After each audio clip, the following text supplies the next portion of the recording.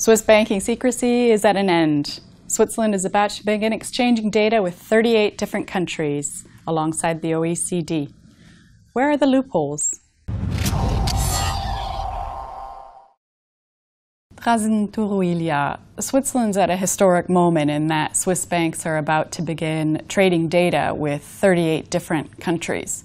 Now, the standard that they've agreed on is something called the Common Reporting Standard, the CRS.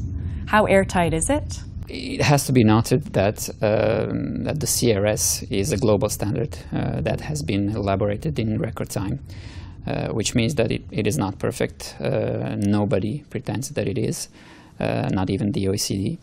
Now, if the question is, are there any loopholes in the CRS, then the answer is yes. There are about 20 loopholes that have been identified. Okay, so in this kind of elaboration of the Common Reporting Standard, it is flawed, as you say, and imperfect. Can you give me an example of a loophole?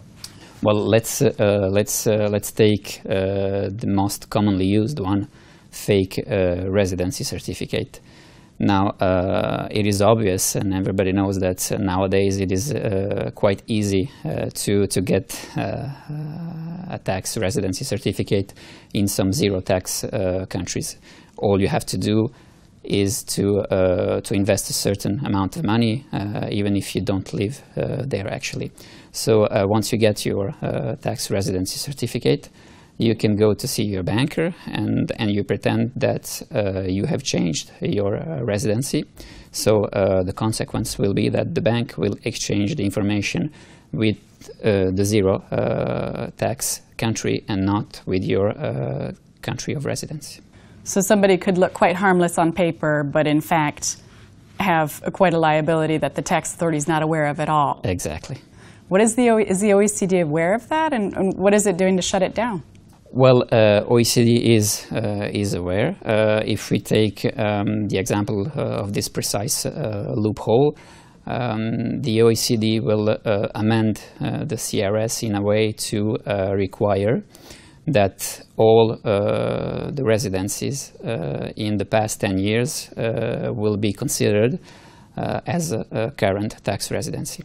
So the consequence of this will be that the information will be exchanged with all of these countries, and the only way for the taxpayer to prevent this from happening will be to secure a tax clearance certificate issued by the local tax authorities, and probably what will happen is that this certificate will be only issued after a detailed tax audit.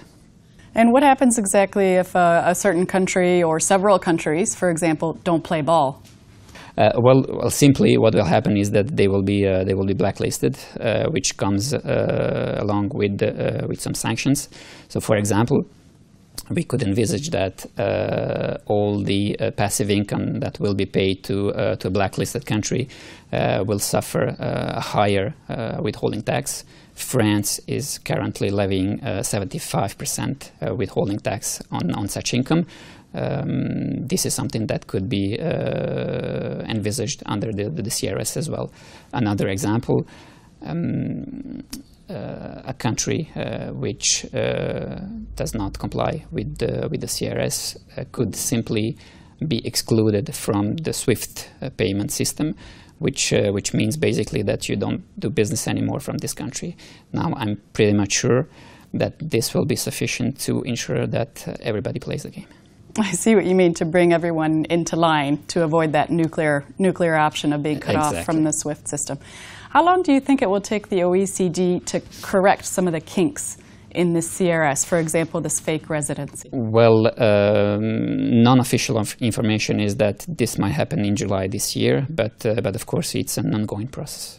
Very interesting on the automatic exchange of information. Thank you very much, Drazen Turujlija. Thank you. And that was FinNews TV in cooperation with Dukaskapi TV. Please join us next time.